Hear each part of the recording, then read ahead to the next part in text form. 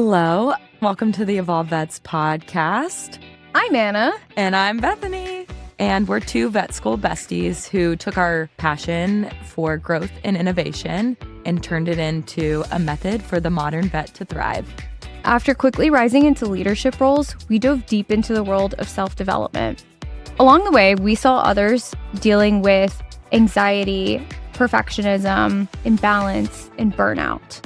So we took everything we learned and curated it into exactly what we wished we'd had earlier on in our careers, and now we're sharing it with you. Together, let's stop revolving and start evolving. Anna, you know Maya, so can you tell us a little bit about why you were so drawn to having her on our podcast? Absolutely. Maya and I have known each other for probably 3 years, maybe 3 years. Yeah. And I've just always looked up to you and admired you for, one, your courage. That's what really stands out the most.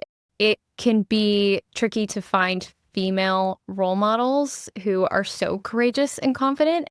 Perseverance is also the word that comes to mind. And I've just really appreciated that about you, and I love working with you. We're honored to have you on the podcast. Yeah, thank you so much for being here. What an intro. Yeah, what an intro. Maya, you've had quite the journey. Can you just tell us a little bit about yourself and your journey into VetMed and eventually founding Vetted? So I'm Maya Shaposhnik Cadena. I'm from LA originally. I moved to Israel when I was 17. So I started an event planning company when I was 19, and that was my first business, and it was the definition of product market fit. My first event, we had 1,500 people show up to the point where we had to close and we couldn't let anyone in, and people were willing to pay like triple price just to get in, like on the black market. And for 5 years, we grew the business and we became the second largest international event production in Israel. So we did huge events. We did concerts, we did very fancy weddings, we did job fairs, we did networking events, university events. We really scaled it, and it was an amazing experience.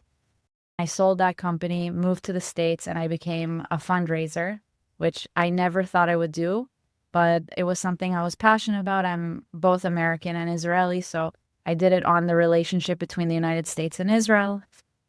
And I was a fundraiser for 5 years. And I would go, like I'm sitting here with you, just to have a coffee, and then I would ask you for a $150,000 donation. Great. How was that? It was crazy. It was like, I didn't work. Yeah, it was like, I wasn't getting the money, like, so I would go and I'd be like, I just got 150 grand. And then I'd be like, it's not for me, but I got it. And I realized I'm really comfortable talking about money, which I think a lot of people maybe aren't comfortable talking about it. And I felt like I could have a coffee and ask for 100 grand, so it was easy. So I did that for 5 years, and then at the end of my 5th year, I started to get the entrepreneurial itch again, just feeling that I want to build something again, and I really love revolutionizing spaces and bringing something to people that changes their life. So at the time, my sister was in the K-9 unit, and she was able to take her dog home from the Army. They lived together for many years, and then he ended up passing away from cancer, and it was really traumatizing. Like, the whole experience was traumatizing, but the most traumatizing part was the shock factor, was just not knowing that he had cancer and it progressed so fast. And she knew everything about this dog. Like, she lived with him in his kennel for months. They slept in the same kennel when he just, came to her. They were inseparable. She couldn't see the signs that were happening. And so after he passed away, we had a discussion, me and her, and that's when the idea of Vetted actually came to me, because she told me, I just wish I took him to the vet more. Like, I didn't know that he's a Belgian Shepherd Malinois, and they're prone to these types of cancers, and that when he reaches a certain age, I should be doing blood tests more. Like, I didn't know. And I was like, if you don't know, no one knows. Like, except vets and techs. No one knows. Like, it's not a thing. You are the most crazy analytical pet parent that there ever was. There's no way that anyone would be able to know. And that's when I started thinking about it. And I had my Frenchie then, which I already have enough vet experiences as a French bulldog mom. But I was like thinking to myself, what am I not seeing? What do I not know? And this fear of, I don't know what I don't know. And who's telling me? Talking to my friends that are vets, and they're like, people from high school text me after not talking to me for 10 years, questions about their pets, It's true. It's because of the desperation that we're not empowered. Right. We don't know. And then the worst part is the Facebook groups. Because once I became desperate for knowledge and I didn't feel comfortable texting my friends that are vets that I know are working crazy hours, like I was like, if I ask one question, I'm not going to keep going. So I started going on the groups.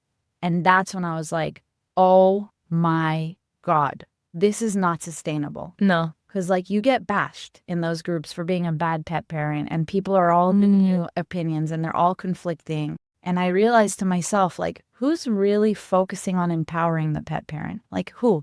Who in the space is actually saying the primary caregiver is the pet parent? They live with the pet.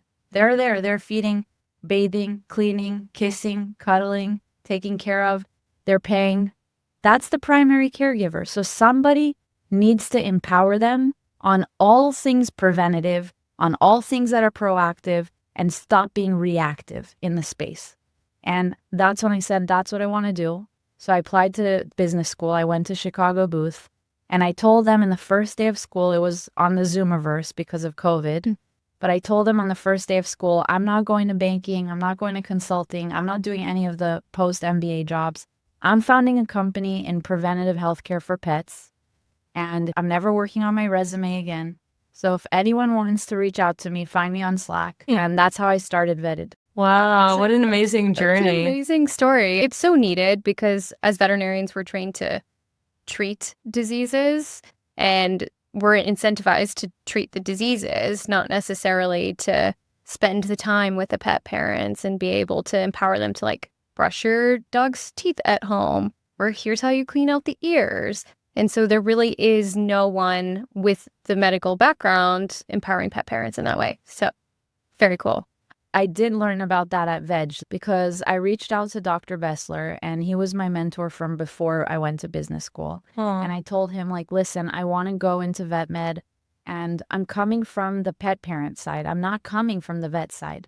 And I feel like I'm coming without like norms or boxes that were created for me. Because I'm coming from the open ocean and I'm saying, hey, why aren't we thinking about it like this? Why are we thinking about it instead of thinking about it in maybe a structured approach? There's another way that we can approach this problem. And he told me, sit in Veg for a few months, sit there while you're in business school and watch the cases. And I would sit there and I would watch the cases and I heard the doctors again and again and again. Between the nurses and the doctors, they would say, how is this coming in here? Like, now it's going to cost X. This is so easy. This could have been prevented with Y. And they were like, and why are they coming to me? Why aren't they going to their GP? And I was like, wow. And I heard it again and again. I would start asking questions when I got more comfortable, like, hey, how would you prevent this? And they're like, basic education. I'm like, so tell me, I don't know. Yeah. What do you consider as basic? And then they would tell me and I would just be like, interesting. Okay, I understand now. Where do you think that they should get this information? They're like their GP office. And then I would be like, okay, but do you think that the GP has time to teach? And they're like, no, they're doing 6 appointments an hour. Like if you're at Banfield, I think it was like 28 appointments a day or something. And you're dealing with euthanasia to surgery to the wellness. Like it doesn't make sense. Like psychologically, you cannot do that. If I told you to do any of your primary care prevention at the ER as a human, you'd be like, no. Like you can't expect an ER doctor to do a surgery or a euthanasia and then come to you and do a wellness exam for a puppy? Like mentally, you can't shift like that. And if you are, then you're treating people like robots. And it made me understand the burnout issue in the space. And so I was like, it's very simple. We have to take primary and preventative care out of a hospital. You can't make it everything. There's a time and a place for everything in life. That's why like Laps of Love, like I love what they do, right? Because they take that part out and they put it in the right place. And that's why it works. And so I felt really passionate about that. But on the spectrum, the place I wanted to have impact was on preventative and primary care. The part where we can be proactive and really educate and empower people. That's so great. It's such a good example of first principles thinking and taking a step back. And it's nice that you have this perspective where you didn't grow up in vet med, so you're not conditioned to this is the way things are. It's like, oh, well, how could things be? How could it be better for a pet parent or for a pet or even for the veterinarian? So that's very cool. Can you talk a little bit about what makes Vetted differentiated among other places and your vision for it in the future? Yes. So what we did with Vetted was we really thought about it. If you saw like a spectrum of care, I actually believe that all spectrums are circles. I actually believe it in everything. All spectrums, in my belief, are circles. What that means is when you're in school and you see a spectrum, you see it as a line. But I actually see it more like a horseshoe or a circle, that the ends will always meet, even if they're mirror images of each other. They have a different perspective, but the tactics are very similar because on the spectrum, they're on the almost, I'd say, the fringes. So I would like to say we are on the more fringe side of the spectrum, where if you would start from prevention and proactive healthcare, scoping into primary care, scoping into some acute sickness, then you would get into sick, surgery, emergency, some would argue urgent care / emergency, specialty would be at the end. Then that actually connects. So we have a beautiful model. If you look at our model, ideally, we're connected the most with specialty, emergency, urgent care, right? Because we're at the end. And so we complement each other in a beautiful way. And we're so focused on education. And one thing that we're pushing is the definition of preventative care within the medical space. So if I ask veterinarians, what's prevention? Define for me preventative medicine. They'll say vaccines. Always, that will be the first go-to. The second will be heartworm, flea, and tick. That will be the second. And maybe they'll say the annual exam. Sometimes they forget. So thinking about the psyche, the value of what you're selling, right? The annual exam is so important, but even vets forget to say it. And then if I'm lucky, 1 to 5% will probably say blood work, which for me is like the most obvious part. Right? Like you can't go to the human doctor and not do a blood test. Right. Or you can't go to the dentist without them saying, okay, let's do your cleaning. Let's do an exam. Let's take x-rays. Exactly. So that's my whole point. It's like we've defined preventative medicine as vaccines and heartworm, flea, and tick, which for me is just the tip of the iceberg. But there's the 90% of the iceberg lives under the water. So as Vetted, what we're looking at is how do we bring that to the world? How do we bring that to light? So through genetic testing, understanding what kind of breed is your dog so we know what they're prone to, so we know how to prevent those issues from arising.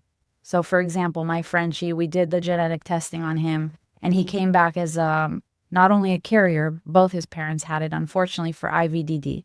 Okay, so when I saw it, I freaked out, of course. The doctor called me and he was like, okay, let's talk about preventative tools you need to do now. I want you to look for certain things. The back legs are shaking. If you notice him in pain, he's more lethargic. No jumping on and off the couch. If you have stairs. He gave me so many things I needed to do. And then he's like, if you see this, we do that. If you see that, we do this. And he's like, we're going to plan it out. And now we're going to check in on it. We're going to consistently check in on it and see if the situation is deteriorating. I'm like, I feel that I can do something and not just sit and wait for the worst of the worst to happen. And then I run to veg and pay 10 grand for the surgery. And hopefully he's not paralyzed. Like I want to feel that I can be proactive. And I think that that's one of the most beautiful things I've vetted is the living room environment, the beautiful energy that you have, the time you have with the veterinarians and the team, and the proprietary testing that goes way deeper into a world that I don't think we even imagined could exist, but it needs to. I love that you're like taking a deep dive on something that people need a lot of attention and understanding on, because it will definitely keep them out of the emergency room, out of the big surgeries, the specialty, if they just have more education and collaboration around that piece. So that's really nice. At the Evolved Vets, we love talking about our core values. Do you have any principles that you love to live your life by? Oh, that's a great question. I love that. I'm definitely all about authenticity. I am who I am, and I don't change that. And I definitely believe in transparency, and I feel like it goes right by authenticity. So I'm very honest and open. If my team comes to me and they ask me questions, I'm honest about it. Even if the answer's scary. You know, a lot of times they're like, how much runway do we have? I'm like, you sure you want to know? I'm like, that's a lot of pressure. I wake up in the middle of the night sometimes. I'm like, oh my God, I have one less day of runway, you know?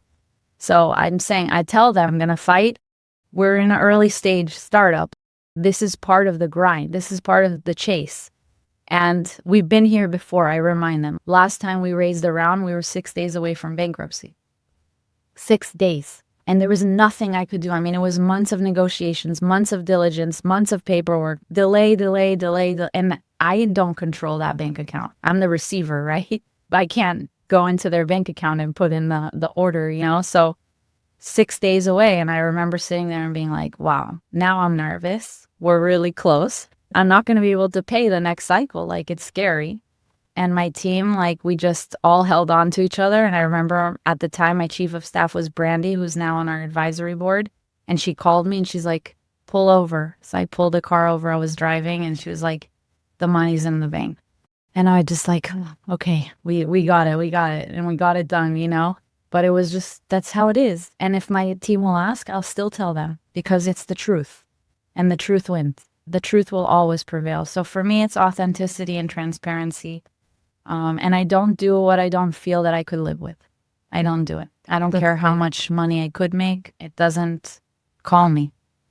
We were talking about fear and some of the fear you've seen in the industry. Can you just talk to us a little bit about your thoughts and your reflections on courage and fear and how that's helped you get to where you are? So for me, it's always been about the growth mindset. There's a really good book actually by Carol Dweck. It's called Growth Mindset. And I love it because it's how you frame your own assumptions. So a lot of times I hear how people frame their assumptions, especially women. It's hard because like I feel that it's something that happens maybe in society. I don't know. I don't know the reason and I won't go deep into it, but I see the outcome of it. So a lot of women who are in insanely successful positions, they'll apologize a lot. Before they say anything, it will be sorry. And I'll be like, stop that. Like, enough. I can't hear one more sorry. I'll implode, because there's nothing to be sorry about. We do the best that we can. And if we're doing it with the best intentions, that's it. The reality is the reality. We also have to be modest people. We can't control the world. We can only do the best we can. I'll give you guys one crazy story. When we were fundraising for our round, we were so close to raise our round. I was in New York meeting the VCs about to sign. SVB crashed that week. Silicon Valley Bank. Like, we were at the end of the fundraising process. Like, a week or two would have been done. That's why we ended up raising later and almost going bankrupt. And I was laughing. When it happened, I started laughing. Why was I laughing? Because I realized I'm just a person. Like, I have a dream and I'm going to fight for my dream. And at the same time, the world has its own pace. I can't control Silicon Valley Bank.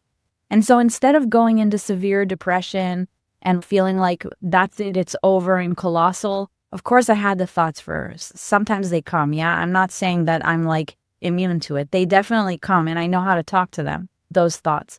But my first reaction was to laugh and say, okay, this is part of my story, but I'm going to get through this. It's going to be okay. No matter what happens, I'm going to learn from this experience and I will be better because of it, even if it doesn't end up exactly the way that I want it to end up. So in general, that's my theory of life. Something happens to me and I see it as an opportunity to grow, to learn, to break down and to grow again, which is a beautiful way to build yourself. When you break down, you grow into something else. So I always see that as very beautiful and positive. And one of the things that was hard for me was, in general, is when I talk to lots of vets. Like, I love talking to them. I really feel that I can understand the psychology behind the traditional veterinarian, I'd say, because obviously there's a range, but a lot of things are very fear-based. There's a lot of fear about what you guys have been taught in school, about your license, about people coming to get you, about intruders coming into the space and trying to change things. In general, a fear of change. It's a space that was created like in the 1700s and it hasn't really been changed much. And that doesn't make sense. It just doesn't. I feel that we need the innovation and we also see what's happening in the space. I mean, you guys created this podcast because you saw what was happening on the burnout side of the veterinary space and not having the tools or skills or understanding. Imagine the vets that are on the ground that we're like, oh yeah, we're going to do nutrition and microbiome and genetic testing and cancer screenings. And a lot of the vets might be like, I don't want to do that. None of my friends are doing that. I didn't learn about this. Am I going to be the odd one out? I don't want to be the odd one out. Is this going to frame me in a bad way? Is this good medicine or not? Like, there's so much fear around it. It's hard to see that in the space where we need innovation. And for me, a lot of that comes from the fear-based approach. And I think we need to be very courageous and say, no, I will not let my fear dictate my future. Because if you live in a prism like that, you limit yourself. You limit your potential to achieve. And so I think it needs to come from inside to say, I'm willing to take a step out there and push myself because I want to reach places I never even believed I could achieve. This episode is sponsored by NextGen Financial Planning. If you're a veterinarian ready to align your money with the life you actually want, you need someone who gets it. Ashley Foster, CFP and founder of NextGen, specializes in financial life planning, helping vets like you make values-based money decisions that create freedom and peace of mind. He's fee-only, which means no commissions, just advice built around your priorities.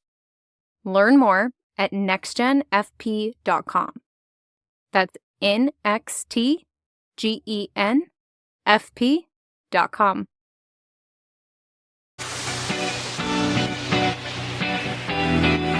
Say you're talking to a veterinarian, and this veterinarian maybe grew up in a more traditional setting. They're scared of a client yelling at them, of getting their name slandered online, or of a pet dying under surgery, a number of things. So maybe they're staying late, typing their records, being super thorough, or maybe they stopped doing surgery because they're scared or they can't mentally handle what could potentially happen.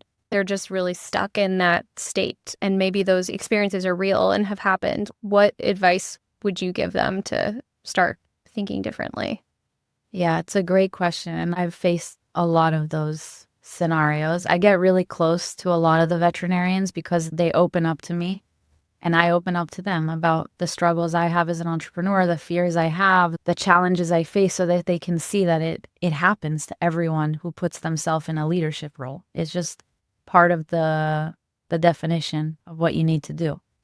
I think a lot of people need to do a lot of soul searching and really ask why. Why am I here? Like, forget the actual problem, because that's not the problem. That's a manifestation of the problem. Like, stopping to do surgery is not because you're scared of surgery. It's maybe you don't believe in yourself.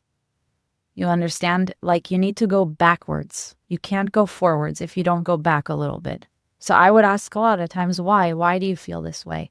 And then they'll share with me why they feel it. And I'll be like, but what makes you think those things? Like, what thoughts do you have when you come up to these conclusions? And then they'll share with me. And I'm like, okay, what if you think about it like this?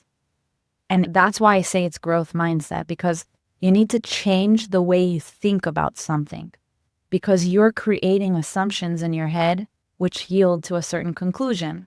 So you need to break the cycle. It has to break. You can't keep doing the same thing and expect a different result. It won't happen. You know? So a lot of times it's like psychology, really. And I really get to places where sometimes I cry with the veterinarians. I think I connected you. I won't say, to respect privacy, but I one of the veterinarians that I love her. And I think she's excellent. Just everything you dream of like someone who loves to empower people and educate, spending real quality time teaching. And she told me, I don't want to do it anymore. And I told her, I can't. You're the best of the best. Like, if you can't do it, what does it mean for the space? And she said, I just don't think I'm good at it. Like, I don't believe. And I said, like, I have tears in my eyes because I can't believe that you're the best of the best and think that. Let's go backwards a little bit. Why? I ask a lot of times why. And then I start to understand that it's a lot of things that are not related. They're just manifesting in the workspace like that. So it's really understanding that we have the ability to have impact, that it's not going to be easy, and things change. Things are fluid. Just because one day it's hard doesn't mean every day is going to be hard. It's allowed. You're allowed to feel that volatility. That's the beauty of being a human being. Just being there for that person. And in this case, for example, I literally told her, you need a break.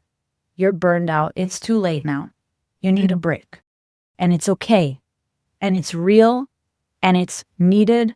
And you will be okay. But right now you need to stop and you need to do some things for you. Ask yourself what fills your cup. And that's only what you should do. And don't let anyone dictate anything else. Do only what fills your cup.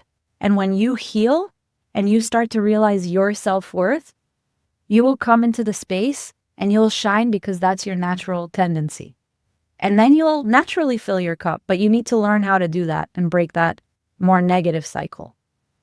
Amazing words of advice. Thank you for sharing. A lot of what we believe in is very focused on that healing component, because how you frame things in your mind actually determines, to your point, like what we manifest. We focus a lot on healing through a 3-step process. So we focus on meditation first, the healing the inner child, and then second is elevation. So envisioning, manifestation, and then the third step is the integration piece, where you go out and take one small step to actually implement that thing that you envision and what's in the future. So do you practice any of those things, like any activations or meditations?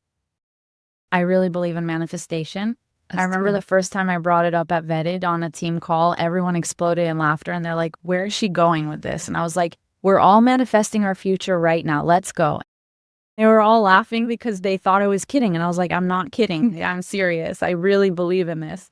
Now they all laugh because they know that we've manifested so many versions of Vetted already. So I would say that, yes, I absolutely do it. I have a secret, but I'll tell you guys what it is. My mother-in-law, she's a holistic doctor and she's insane. Like she's a witch, like a good witch. She does a lot of mindfulness techniques, a lot. And it's much more than that. Mindfulness, reflexology, energetic healing. I mean, she does a lot of things that focus on inner child. A lot.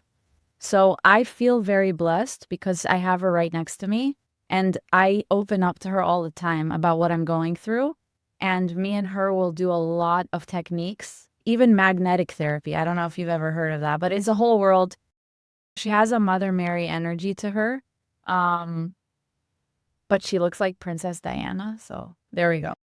She does just a tremendous amount of techniques with me. Like we'll sit and I'll just pour where I am and what I'm feeling. Just by pouring it on her and seeing how she sees it, I understand that I'm already making those logical leaps that are wrong. And then I'll break them down and then we'll do manifestation. So first, I focus on recorrecting the thought process. Because it happens so fast in our mind, we don't even notice it. It's in a split second that you're thinking something, which leads you to another thought. So the question is going back and saying, wait, I was here, how'd I get there? And then understanding what the thought process and being like, no, you didn't see it right. This is how you should see it. And then when you do that, you actually end up in a different place. And then you manifest what you actually want to see. Because people think manifest is like this big cloud. And yes, there you can go to that energetic world. I like to bring it down to this world a lot more and say, basically what you're doing is you're creating a trajectory of your thoughts, which create a trajectory of your action, which leads to a certain result. That's why the manifestation is so powerful. But you have to understand that you have to go into your mind. It starts there, and that's actually what's going to yield to the end result. One last thing I'll say, just on manifestation. One of my investors, he told me this. We had dinner together and I was talking vetted. And he stopped me and he's like, Maya, you know I believe in vetted. I gave you money. Obviously, I believe in vetted. And I was like, yeah. And he's like, what's your goal in life? My first reaction was like, I want vetted to be all over the country. I want pet parents to be empowered. He said, no, in life. And then I was like, well, I guess I have a few goals. And then he was like, I want to teach you something about manifestation, because he's also a huge practicer. And he told me, I want to teach you something about manifestation. You actually don't manifest a moment in time. You manifest a feeling. And he said, when you do manifestation, I don't want you to sit there and see vetted go public. That's not manifestation. I want you to ask yourself the feeling you'll have when it happens, and then close your eyes and manifest the feeling. Because you cannot control 100% the outcome. It's like we're God and we're not. We're people, we have a mission, we come here, we do the best with our best intentions, and we learn on the way. And I thought to myself, that was one of the most freeing concepts, because then I didn't have to manifest a specific picture, what I'm wearing, what I'm doing, who I'm with, how old am I, do I have wrinkles, do I not? I didn't have to go there. All I had to do was capture the feeling I had and then tell the universe, take me there. Take me there. That's where I want to go. That feeling. And wherever you take me, I'm in it. It gets you out of your head and your mind, and it puts it into your body. If you're really closing your eyes and you're getting really still and you're like, how would this feel? I was listening to a podcast the other day, and it was like, close your eyes and visualize yourself opening up the refrigerator and there's a lemon there, and you cut the lemon open and you squeeze it into your mouth. Just keep squeezing the lemon and then taste it, the sourness on your tongue. And then if you guys are doing that or closing your eyes and feeling it, you'll start to go like, Yeah, it's not the like you little can. juices came in. Yeah, exactly.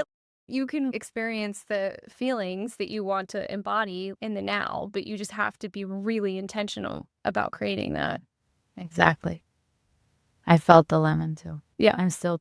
Yeah, and it's still there. I can feel it. It sounds like that's really carried you, like been part of your backbone of being able to sustain ups and downs and the journey of entrepreneurship.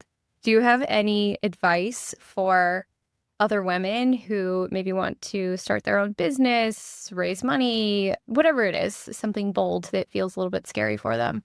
Yeah, I definitely have advice.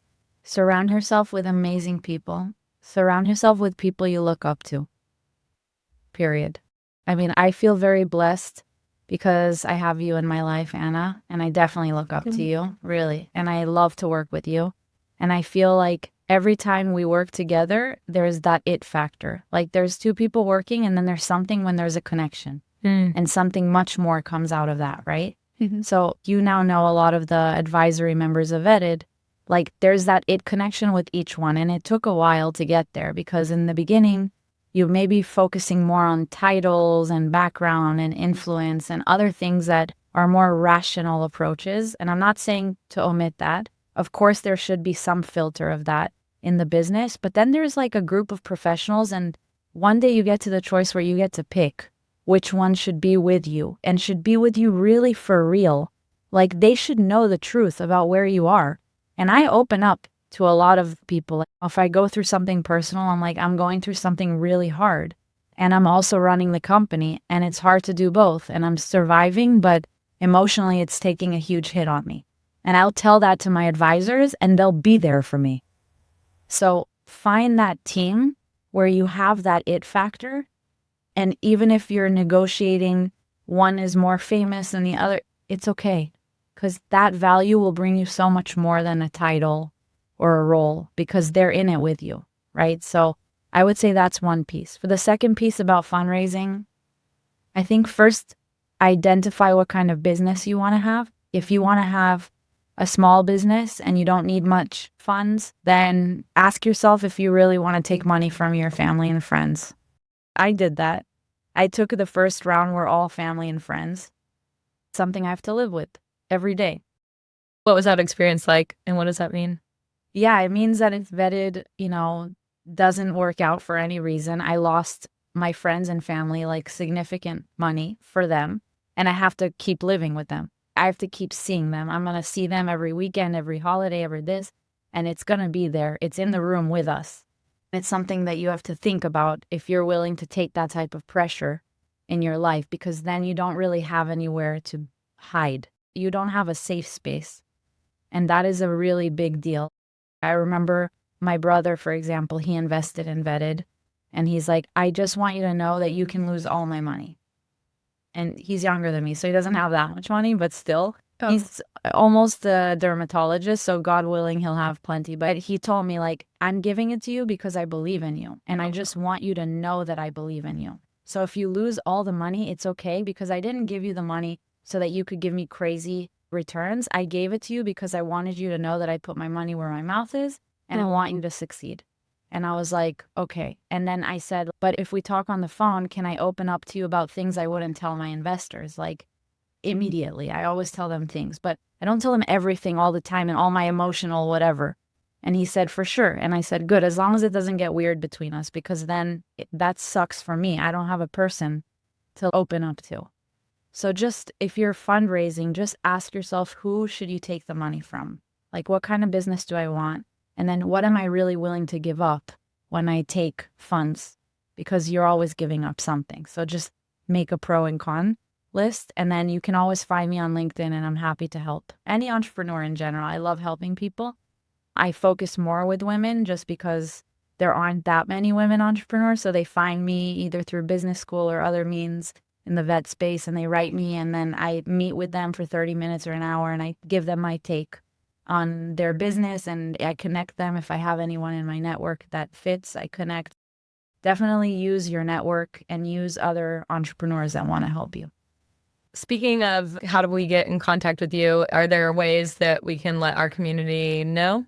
Is it on social media or LinkedIn, as you said, or how can our community get in touch with you? Okay, so one thing, I don't have social media. I deleted it a year ago. It's a big thing. How's that journey been? It's been the best journey ever. I have LinkedIn. That's my social media, but it's business. So it allows me to just be in one place for business. I have to do that. And unfortunately on Instagram, it's too much. Like you have vet, you have med, you have this, you have friends, you have family. It's just, I felt that the scrolling was not healthy in any way, shape, or form. So I decided to omit it from my life.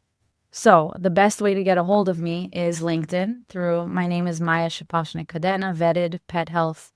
You can find it there. DM me. I respond to everyone. Everyone who DMs me will get a response from me. And if you want to email me, you can also email me, maya@vettedpethealth.com. And those are the two fastest ways probably to get a hold of me. Thank you so much, Maya, for being on our podcast. Yeah, This has been such a good conversation. You're amazing. And thank you for pushing the boundaries of vet med. I think it's really important, and I think you're touching a lot of lives. And that's the most important thing we can do in our time on planet Earth. So thank you. Yes, thank you for coming and hanging out with us today. We have an Instagram account. It's @EvolvedVets. Subscribe to our channels wherever you normally listen to podcasts. We'll be on Spotify, Apple, all the things. Follow us along there, and we'll be uploading our podcast to YouTube. Until next week, let's stop revolving and start evolving.